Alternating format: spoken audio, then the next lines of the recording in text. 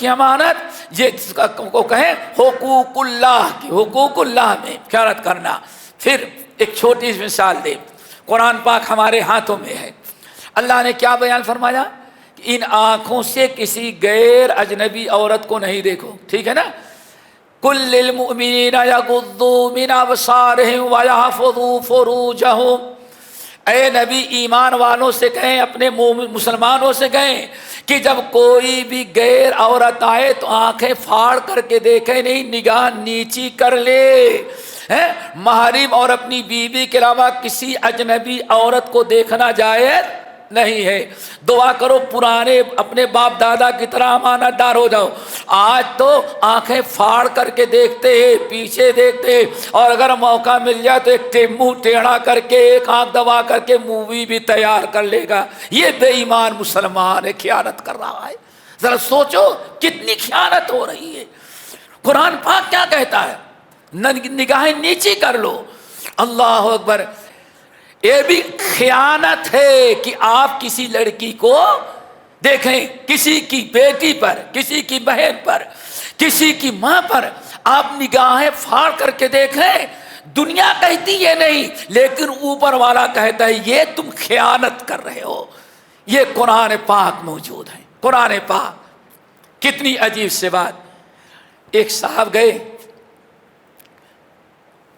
صاحب گئے، بہت طویل واقعہ ہے، چپکے چپکے عورتوں کو دیکھ لیتے تھے، اور یہ دیکھیں کہ بڑے شریف بن جائیں، لیکن پتہ چلے غافل ہیں، پھر ایسے عورت کو دیکھنے لگے، ترچھی نگاہ سے دیکھنے لگے۔ یہ قرآن اللہ اکبر، قرآن نازل ہو رہا تھا۔ دیکھنے والے کچھ نہیں کہہ سکتے، کیا کہیں گے؟ میں تو کیا میں اپنی آنکھیں پھوڑ لوں؟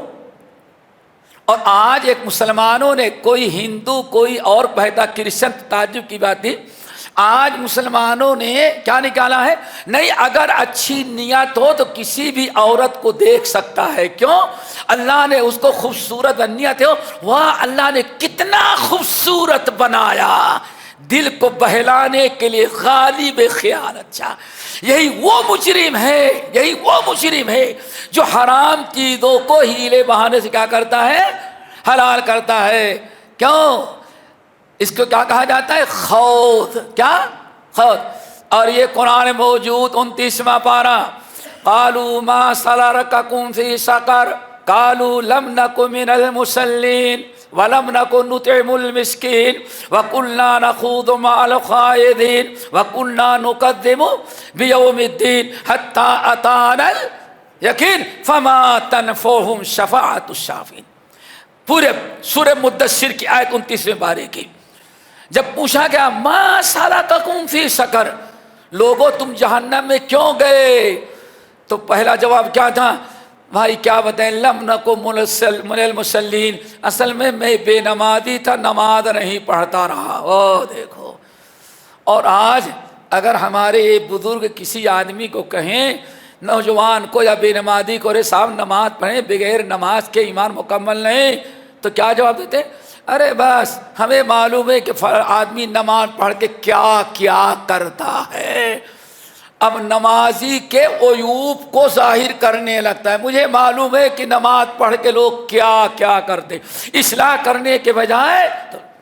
تو میرے بھائیوں، بات یہ کر رہا تھا کہ دلیل دیتے ہیں کہ اگر اچھی نیت سے دیکھا جائے تو کوئی بات نہیں، تو ایسی تھی دیکھ رہے تھے۔ اللہ کو تو معلوم ہے، یعلم خائنۃ الاعین وما تخفی الصدور۔ اے نبی، قرآن پاک کی آیت نازل ہوئی، ایسے بے ایمان کو بتا دیں کہ تو آنکھوں کی خیانت کر رہا ہے، اللہ تیری خیانت کو دیکھ رہا ہے۔ یعلم خائنۃ الاعین، تمہاری آنکھیں کیا خیانت کر رہی ہیں، کس کی بیٹی کو دیکھ رہا ہے، کس کی بیوی کو دیکھ رہا ہے، کس کے گھر میں جھانک رہا ہے، کس کے شہر میں کھڑکی کھول کر کے دیکھ رہا ہے۔ یعلم خائنۃ الاعین، تیری آنکھیں خیانت کر رہی ہے۔ اللہ اکبر، پتہ چل کے آنکھیں بھی خیانت کرتی ہیں۔ کیوں؟ کس کی خیانت کیا؟ رب کی۔ رب نے کہا نگاہیں نیچی کر، آنکھ بند کر لے، لیکن آنکھ کھول کے دیکھ رہا ہے، تو اس کا مطلب کہ آنکھ کیا کر رہی ہے؟ امانت میں خیانت، وہ بھی سبحان اللہ کس کی امانت میں؟ پڑھ کر کے بخشنے کے لیے قرآن نہیں رہ گیا ہے، سال میں دکان کی افتتاح ہو برکت کے لیے پڑھ دو، اس کے لیے نہیں ہے۔ کہیں ایسا نہ ہو امانت کی خیانت میں ہم لوگ پکڑ لیے جائیں، اس پر عمل کیا جائے۔ دوستو بہرحال بتانا چاہتا تھا یعلم خائنۃ الاعین وما تخفی الصدور، تو امانت میں خیانت، نہ اللہ کی امانت ہو، نہ رسول کی امانت، اور نہ آپس کی امانتوں میں خیانت کیا جائے۔ دعا کرو اللہ تعالی ہم سب کو امانت دار بنائے۔ اسی لیے نبی علیہ السلام کیا پڑھتے تھے؟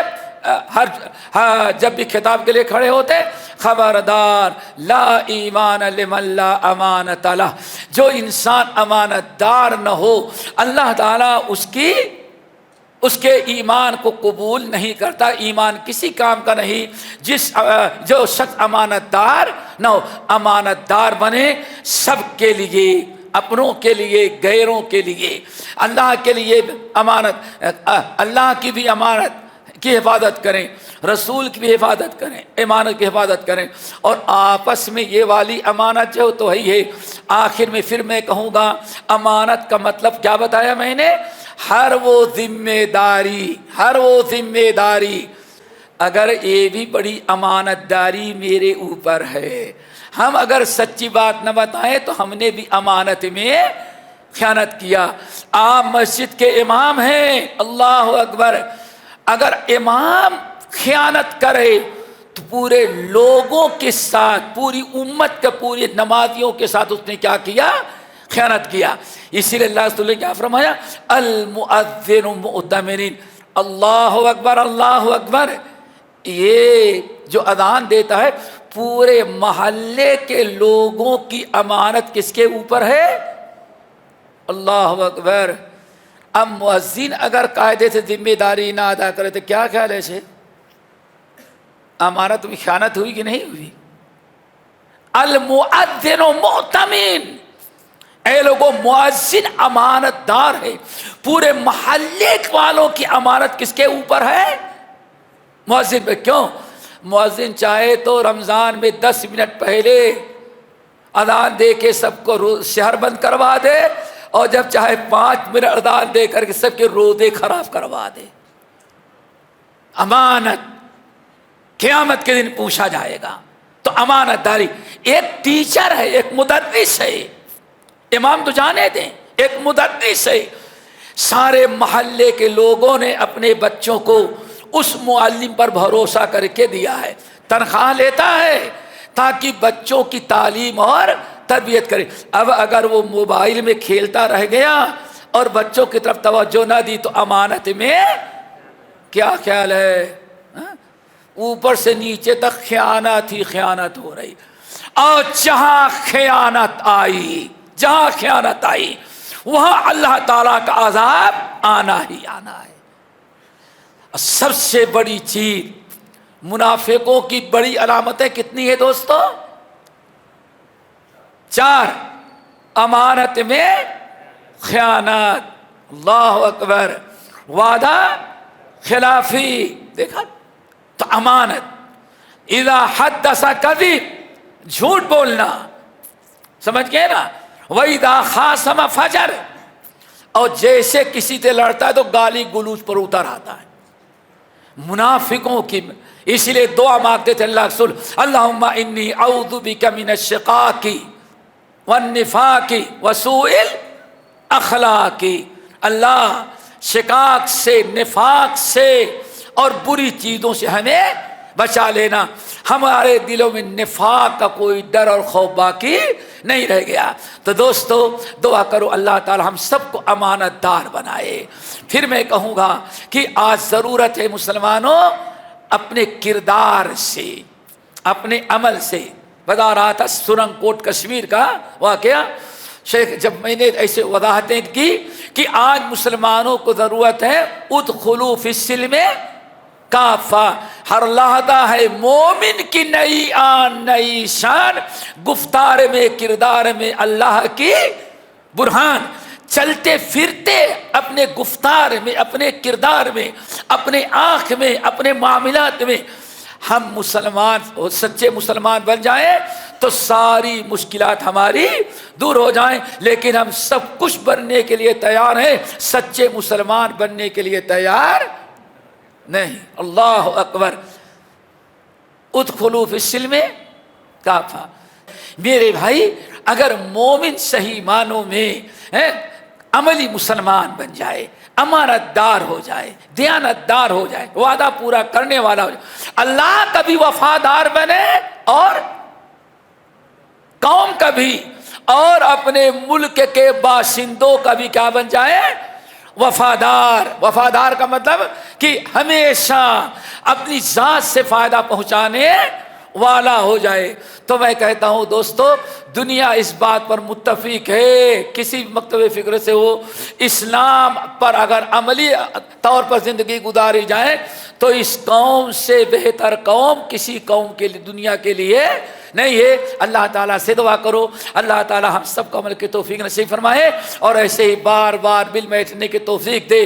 ہم اپنے بھائی کے بھی شکر گزار ہیں, آپ کے بھی شکر گزار ہیں, اور جمعیت حدیث کے بھی شکر گزار ہیں, اور جو ہمارے منسٹر کیا ایم ایل اے صاحب آئے تھے ان کے شکر گزار ہیں, اور ہمارے 2 پولیس بھائی بیٹھے ایک نظر آ رہے ہیں, ان کے بھی شکر گزار ہیں کہ انہوں نے بھی شرکت کیا. ہمارے لیے خوشی کا موقع ہے. نہیں بس میرے خیال زیادہ ہو جائے گا بیٹے, چونکہ چلنا ہے نا, میرا خیال سے زیادہ ہو جائے گا. اب شروع کریں تو بہت لمبا ٹائم چاہیے. چلیں انشاءاللہ پھر ملیں گے انشاءاللہ. امانت کا سمجھانا تھا بیٹے, اس بات سمجھ میں آ گئی نا. امانت, اگر ٹیچر ہو تو امانت دار بن جاؤ, سیلس مین ہو تب,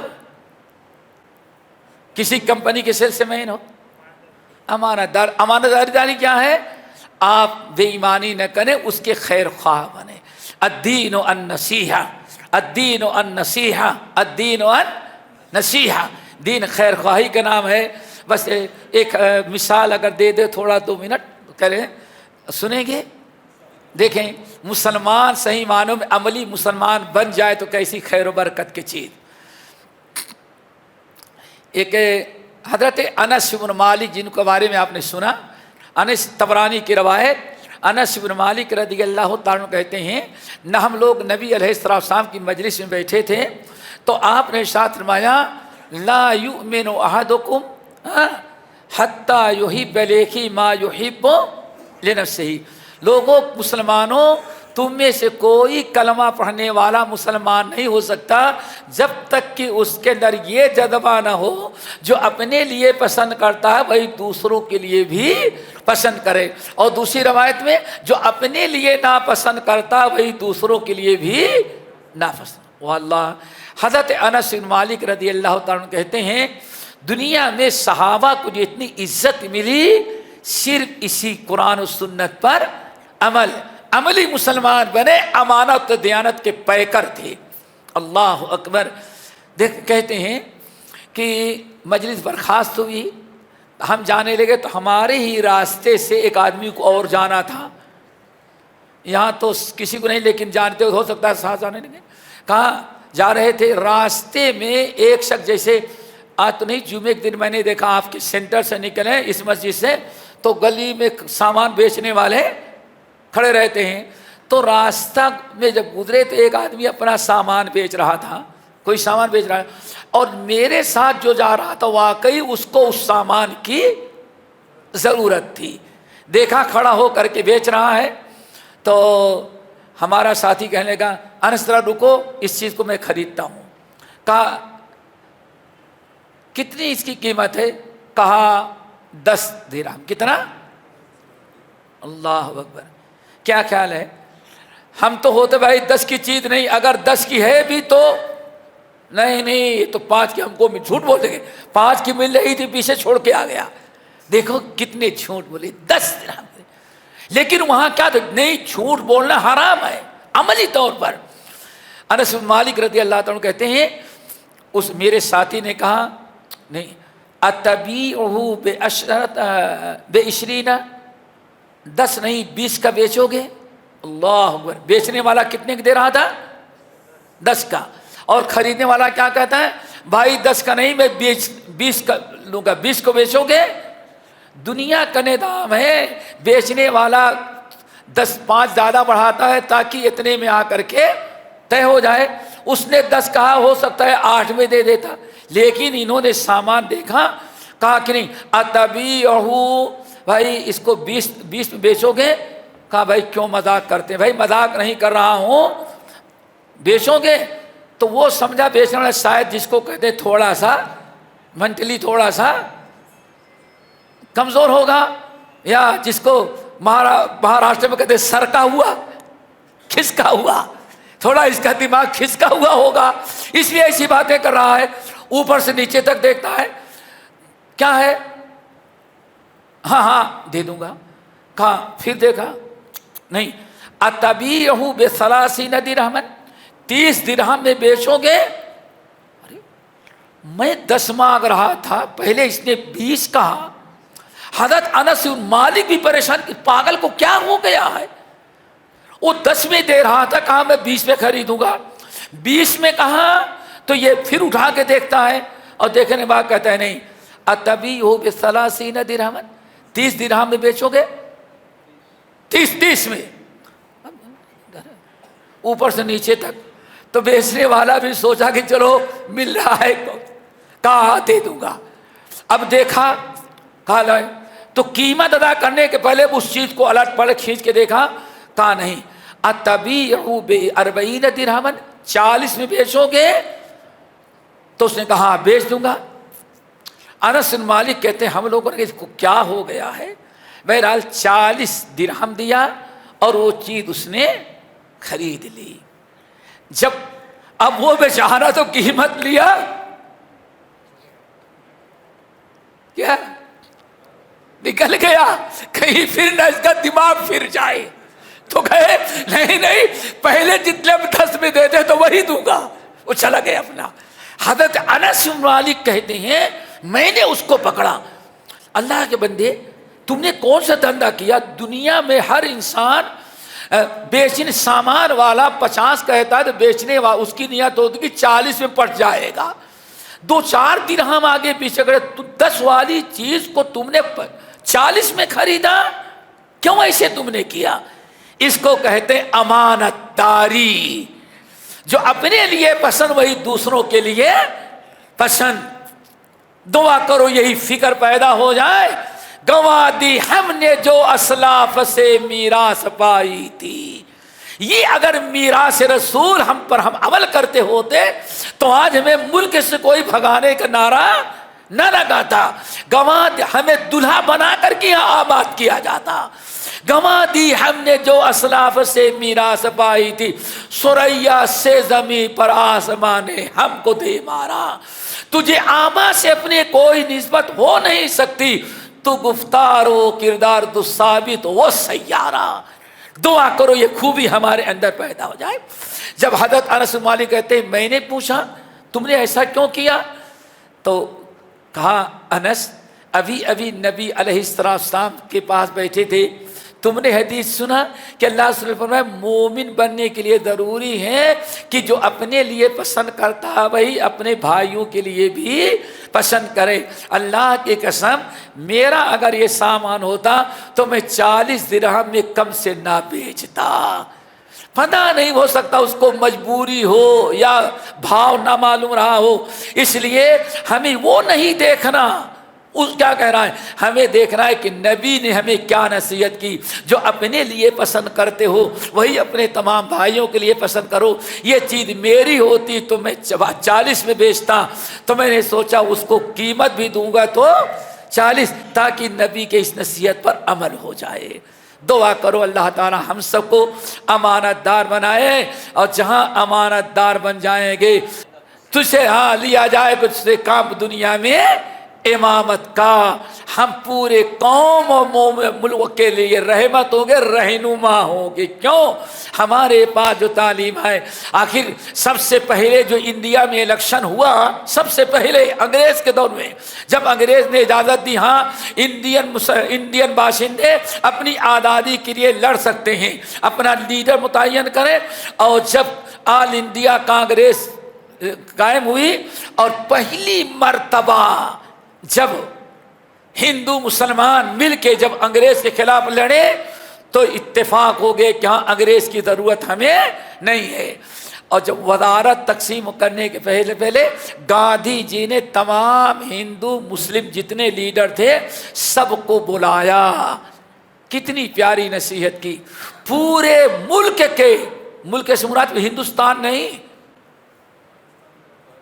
جس کو اکھنڈ بھارت کہتے ہیں، پاکستان بھی تھا، بنگلہ بھی تھا، برما بھی تھا، یہ سارے اتنے بڑے ملک میں جتنے لیڈر جیتے تھے سب کو بلایا اور کہا اے لیڈرو، ملک کو انگریز سے آزاد کرانے میں کامیاب ہو گئے، اگر تم چاہتے ہو اس ہندوستان کے اندر ہندو مسلم سکھ عیسائی سارے لوگ امن و امان کی زندگی گزاریں اور الفت و محبت کی زندگی گزاریں، تو تمہیں حکومت کرنا ہے لیڈروں، تو ابو بکر و عمر کا طریقہ اپنا لو۔ کس کا طریقہ؟ ابو بکر اور عمر کا طریقہ اپناؤ۔ اگر ان کے طریقے کو تم نے اپنا کر کے اس ہندوستان میں حکومت کیا تو دنیا کا سب سے اچھا ملک ہے، جیسے انگریز کے آنے سے پہلے ہندوستان تھا، پھر دوبارہ ہندوستان دنیا کا سب سے اچھا ملک بنے گا، یہ گاندھی جی نے کہا تھا۔ لیکن کس کا طریقہ اپناؤ؟ کیوں؟ امانت دار تھے۔ اور کیسے امانت دار؟ ایران کا شہر مدین، کون سا؟ مدین بہت خوبصورت شہر تھا، ہائی فائی، جیسے آپ کے ہاں کہیں ٹورسٹ کی جو بڑی بڑی جگہ ہیں، بہت عالی شان جگہ تھی۔ یہ فتح ہوا تو مال غنیمت مجاہدین نے مال قیدی بنایا اور مال غنیمت اکٹھا کیا۔ مال غنیمت اکٹھا ہو گیا تو جو وہاں کا قلعہ تھا، سارے لوگ آنے لگے، تو ایک مجاہد، ایک مسلمان سپاہی سوچا کہ ہو سکتا ہے محل کے اندر کوئی درہم دینار سونے چاندی کی چیز باقی ہو، ہمیں اللہ نے فتح دیا ہے، وہ امانت ہے، اچھی طرح سے دیکھ لو تاکہ کوئی مال ضائع نہ جائے۔ ایک سپاہی اکیلے گیا وہ دیکھنے کے لیے، اور دیکھنے میں تھا ٹائم لگ گیا۔ کیا لگ گیا؟ ٹائم لگ گیا، اور لوگوں سے بتا کے نہیں گیا تھا، وہاں ٹائم لگ گیا، لوگوں سے بتا کے نہیں گیا تھا۔ ادھر فوج نے جو کرنل تھے انہوں نے فوج کو کوش کرنے کا حکم دے دیا، فوج نکل گئی۔ وہ بیچارہ جتنے تاک جتنے جگہیں تھی ہر جگہ دیکھا کہیں کوئی چیز باقی تو نہیں رہ گئی تھی، اور آخر میں ایک جگہ سوئی ملی۔ کیا ملی؟ سوئی لیے، اب باہر نکلے تو قافلہ نکل چکا ہے، پوری فوج، اکیلا بیچارہ۔ اب اس ایک سوئی کی امانت لے کر کے چلا بیچارہ۔ قافلہ پہلے مدینہ پہنچ گیا، عمر ابن الخطاب رضی اللہ تعالیٰ انہوں نے مال غنیمت مجاہدین میں تقسیم کر دیا۔ یہ بیچارہ سپاہی جا رہا تھا تو راستے میں اس کا گھر بھی پڑتا تھا، سوچتا کہ اب تو گزر رہے ہیں ذرا گھر والوں سے ملنے، ایک امانت ہمارے پاس ہے، کیا؟ سوئی کی مجاہدین کی، اس کو لے جا کر کے بعد میں جمع کر دیں گے۔ بہرحال گھر میں بیوی ہیں، بچے ہیں، ماں باپ ہیں، سوچا تھا کل چلے جائے گے، لیکن کئی دن گزر گئے، نہیں جا پایا۔ کئی دن گزر جانے کے بعد جب وہاں سے پہنچا، عمر بن الخطاب مسجد نبوی میں بیٹھے ہوئے تھے، وہی ان کا دربار تھا، مال غنیمت تقسیم ہو چکا ہے۔ عمر بن الخطاب کے پاس آیا اور بھرے مجمع میں سلام کرنے کے بعد بڑی معذرت کی، کہا معاف رکھیں، ہمارے پاس ایک امانت رہ گئی تھی، ایک امانت، اور امانت ادا کرنے میں تاخیر ہو گئی، جو چاہیں سزا دے، لیکن یہ امانت اب آپ قبول کریں، جو سزا دیں گے ہم قبول کرنے کے لیے تیار ہیں۔ عمر ابن الخطاب نے بھی سمجھا شاید سونا اور چاندی ہوگا کوئی، لاؤ، وہ جیب میں ہاتھ ڈالا تو دیا کیا اس نے؟ وہ بھی آج والی سوئی نہیں تھی، وہ رگڑ کے پیٹ پاٹ کے پتہ ہے کھردری کیسے رہی ہوگی، سمجھ گئے نا؟ لیا، کہا بس یہی امانت، کہا بس معاف کر دیں۔ عمر ابن الخطاب ایسے اوپر سے نیچے تک دیکھتے ہیں، حضرت علی رضی اللہ تعالیٰ عنہ بازو میں بیٹھے ہوئے ہیں، کہا امیر المومنین کیا دیکھ رہے ہیں؟ عمر فاروق پر سکتہ پڑ گیا، کیا دیکھ رہے ہیں؟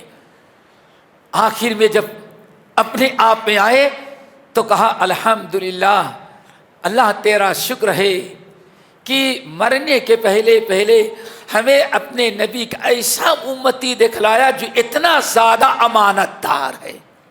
اللہ اکبر، کہ ایک سوئی کو بھی امانت رکھا، آنے جانے بھی جتنا خرچ ہوا اتنی کی تو سوئی نہیں تھی، لیکن امانت ہے، چاہتا تو استعمال کرتا، لیکن اتنی چھوٹی سی امانت کی بھی اس نے حفاظت کیا۔ بڑی تعریف کی، سب لوگ تعریف کیے۔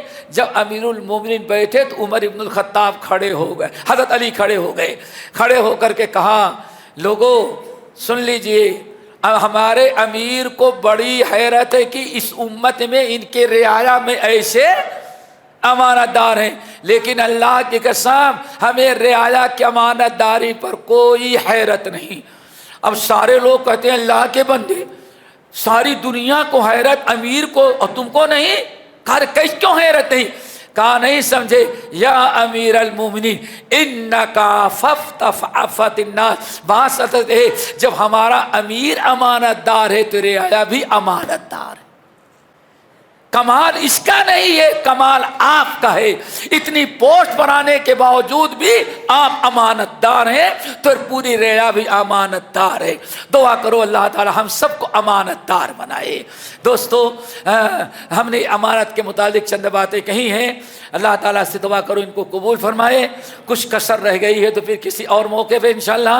اقول قولی ھذا واستغفر اللہ من کل ذنب واتوب الیہ۔